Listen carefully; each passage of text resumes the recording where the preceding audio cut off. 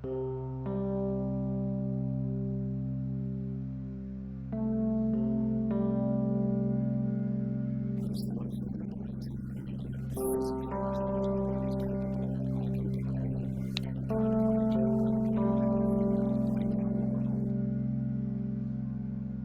I saw things like Lord of the Rings, that was kind of like one of the first times that motion capture was ever kind of a thing to me.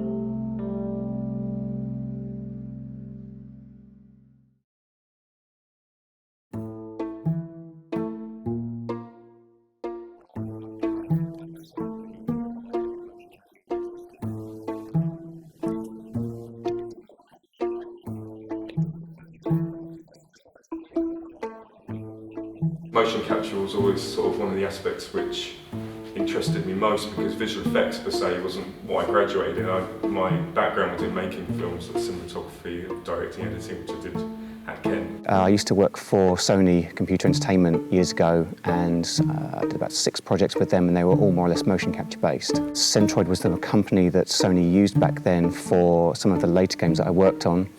And then, ironically, I left Sony and came straight to Centroid. I discovered a dusty old motion capture system in one of the rooms that we had, which was a 6-camera system, very old Vicon system, and we kind of built it up from there, really. The moment I saw the technology working, and I'd seen a lot in the industry, I knew it was something we had to have at the university, and I was keen to establish and build it, and that was the start of it, really.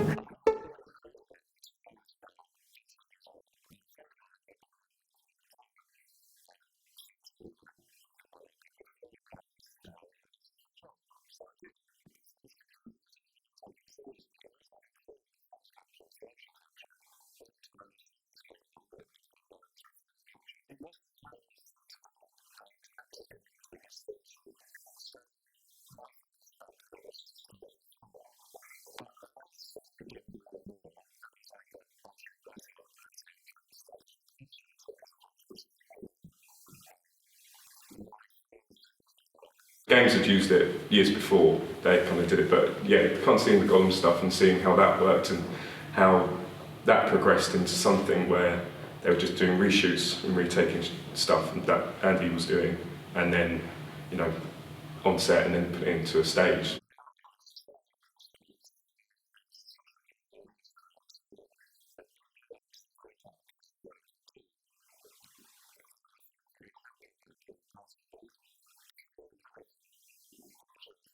I was lucky enough to sort of get acquainted with people at ILM who were doing that sort of stuff when I was running, and a year ago they promoted me to help build our own motion capture department in London.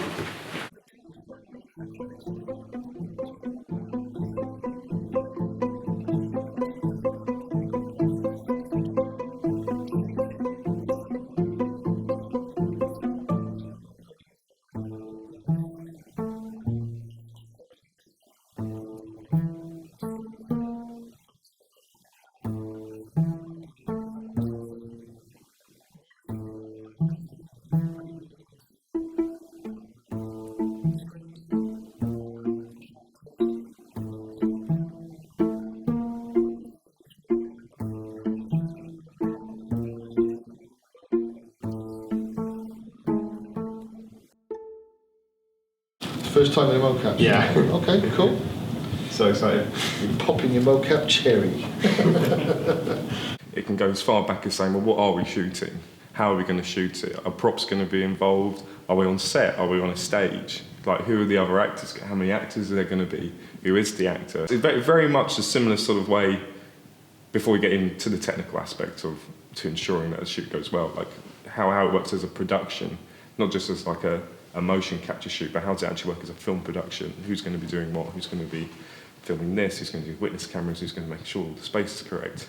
In terms of technically, to ensure the shoot goes well, it's a case of comes down to the calibration right at the beginning, like how well does it calibrate, getting all the cameras in sync. Are the cameras, are they wide enough? Are they open enough? So when I say cameras, I'm talking about sort of the actual motion capture system. If we have the rig and we have the environment from the clients, then the next thing that we're going to want to do is see, for example, if they do need some bits of the environment replicated, if we actually have the props here in the studio, but maybe sometimes the client's requirement is very bespoke. When we did some work on Hercules, they needed the steps of the temple at the end of the film recreated, and that wasn't anything that we could do with what we had here. So they were built by an external vendor and then brought in here and installed on the stage. But what it essentially boils down to is just finding out what the client wants to do, and then just making sure that you have all of the necessary people, staff, or props and equipment in place to be able to make sure that the day runs smoothly. When you get your actor in, it's about making sure that are the markers in the right place? Are we seeing the markers? Are we picking them up? Are they occluding? Like, are we making sure that if we've got a marker on his shoulder, is it on his shoulder and is it showing his shoulder?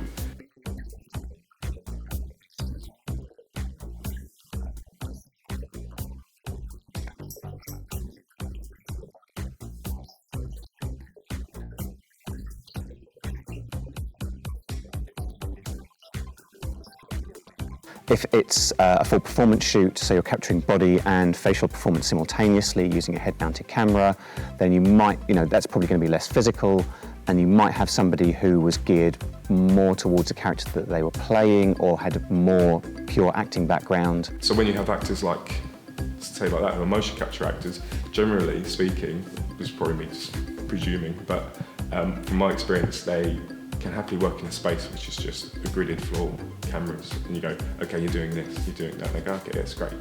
If it would be something like in-game animation or cut scenes where we weren't capturing the facial performance, then they could be doing everything from still kind of giving dramatic performances minus the facial performance, to climbing huge obstacles, jumping off things, and basically just kind of doing action sequences where the description goes kind of almost up to the point where stunts would get involved.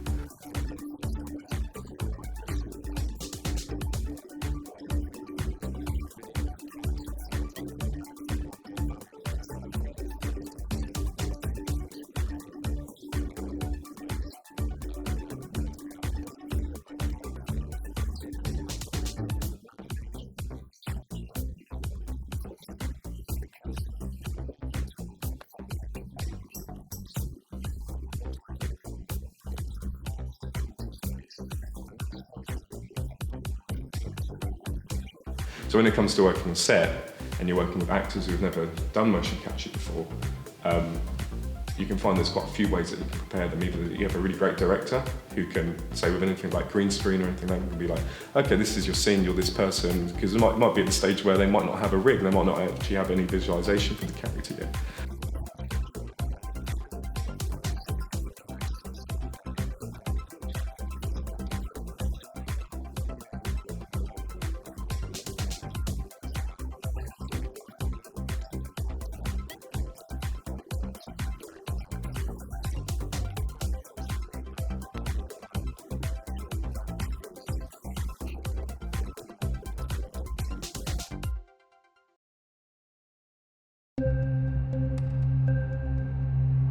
You can set up a thing that we call like Magic Mirror, where you can have a real-time render, very basic, whatever kind of render that they want, so they can actually show the actor as that character in real time, which from my experience has been fantastic. Like for a lot of actors, they get to grips how they move, how they look, because they might be scaled up about 3 foot taller than what they are. They could be like 3 foot high, they could be really fat or skinny, whatever, but it allows them to be able to really grasp how they move physically within the space. The actor can more or less stand in front of the screen, watch he or herself as this character, and just start tailoring their body language and their movement style to suit a character like that. So, for example, knowing that they couldn't probably touch their head, or if they touch their head like that, then the character's hands would crash right through the character's heads because it's so much bigger. So just watching the previs, getting that kind of real-time feedback and just going, right, okay, I need to stop there. Right, my arms are really short, my legs are really short, so the kind of things that I can reach and pick up, for example, or the kind of strides that I can take need to be tailored to fit the character like that.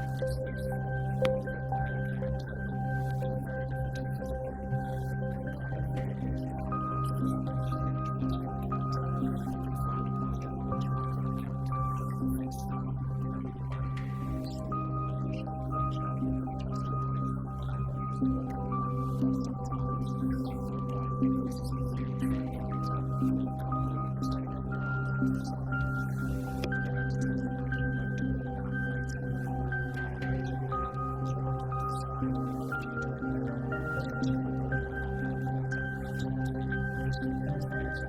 character exploration, I think, is the best kind of term that we kind of use for it.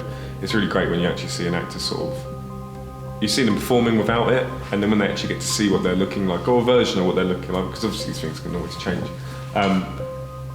Their enthusiasm and just their overall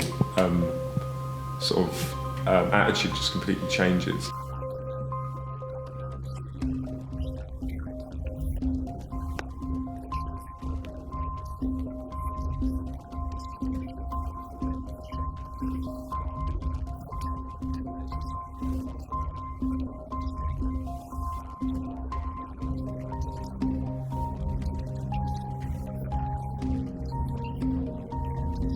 You can kind of implement it into a sense of putting them into like a real-time render of an environment. Yeah. I can even go to that sort of green screen sort of side of it. You can do that in motion capture as well. Like you can sort of be able to put their avatar in a space, go, well, then this is also the space they're in. They're in whatever, this setting as well, and this is how you probably react. And it's snowing, or it's windy, it's raining, or whatever. You can have a look, and yeah, great help to the actors.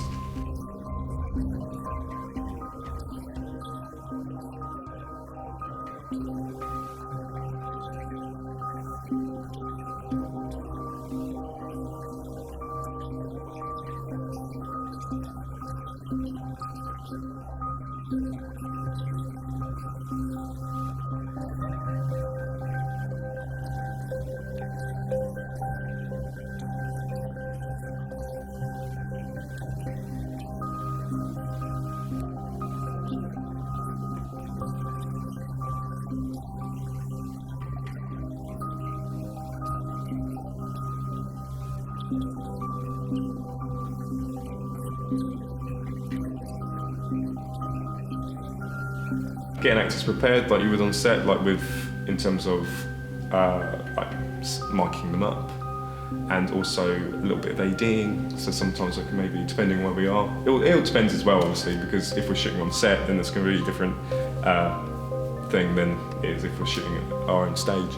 My job, as well as doing things like being a reference camera operator or maybe a capture operator, would be to almost be a bit of a go-between between the clients and the actors to kind of make sure everything that the client wants happens, make sure the actors are happy, because if they are, they'll get better performances. So my core responsibility comes down to a lot of the hardware and obviously some of the software for the actual stage, whether the stage is actually functioning to the capabilities that they need it to be. So that comes down from getting actors prepped in suits, getting the space all prepped up and calibrated. Also comes down to making sure that we're all synced up. We've got things like gen lock, time lock, so the tutorial can get everything straight away.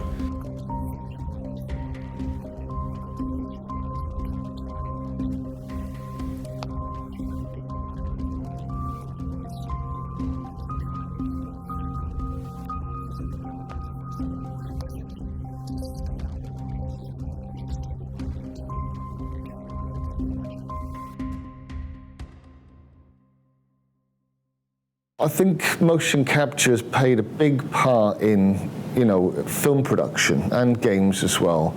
It's evolved a lot through the years. It's always been there as a tool for animation. For studios and production, I think that motion capture as it is will pretty much still be around. I think it's going to get easier again. The technology is going to be improving all the time. I think we might see a bit of a shift in the way we capture. So I think motion capture is going to be more and more accessible to smaller studios and indie developers, and the home as well. I don't think it's going to be long before you can have a fairly robust mocap system in your lounge for gaming in VR. It's going to be interesting. I wouldn't like to call it. I think at a production level, things will stay at the need of production that drives it. It'll get easier for production. I think it'll be a very reduced system. I think the idea is to be able to go, there's actors who probably wouldn't be comfortable running around in sort of a onesie with dots all over them, and yeah, don't get me wrong, I've done it a few times with a group of people there, and you kind of do feel a bit strange about it. Some actors like mine, I think one of the main goals is to look at it in terms of a production side of it, and working with an actor doing it is like, how can you, I'd be something silly as how do you get someone like Jack Nicholson involved in motion capture? How do you get someone like Robert De Niro involved in motion capture? And I think the idea is moving away from markerless, basically, is what I'm trying to get. The point is like markerless motion capture is now sort of being developed and researched, I think, a lot, and it's in 10 years' time we could easily just have somebody just wear a suit under a costume, for example, but you know that in this suit, I don't know, potentially it could be sensors in there which allows people to be able to not only just have motion capture data, but you could have like some sort of creature and they're like, well, he wears this jacket thing and the jacket thing we can make and you can wear it, that'll help with his character and it'll give him weight and it'll give him that, but we're still getting all the data. So it'd be quite interesting to see markerless motion capture. That's my short answer. This technology has been in existence for so many years that it's now evolved to the point that you can use it for Planet of the Apes and you can go outside and you can take on location, you can do all that kind of thing. People have learnt the lessons with this and it's evolved to meet the requirements of the clients as they evolve. Whereas, a new technology will emerge and everyone will just go, it reinvents the wheel, it's the most amazing thing ever. Fantastic, well, let's get 4 people in the volume and let's get them all having a sword fight and let's see how well it works then.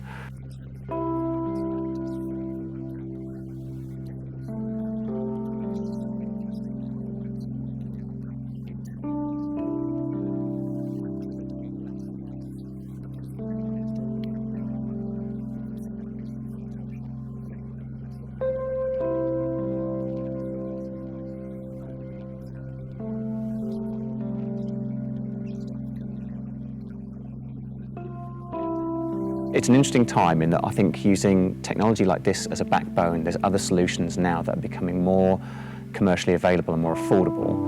And that's only going to be a good thing. It kind of opens things up creatively and opens us up to new clients who are now, motion capture is now becoming more of a thing that more people understand. There's a lot of applications for this that maybe people aren't necessarily aware of, but as the awareness of it opens up through more systems emerging that are more affordable or make more of a kind of a public splash rather than these kind of things that you tend to know about or you don't know about, then that's only ever going to be a good thing for motion capture in general.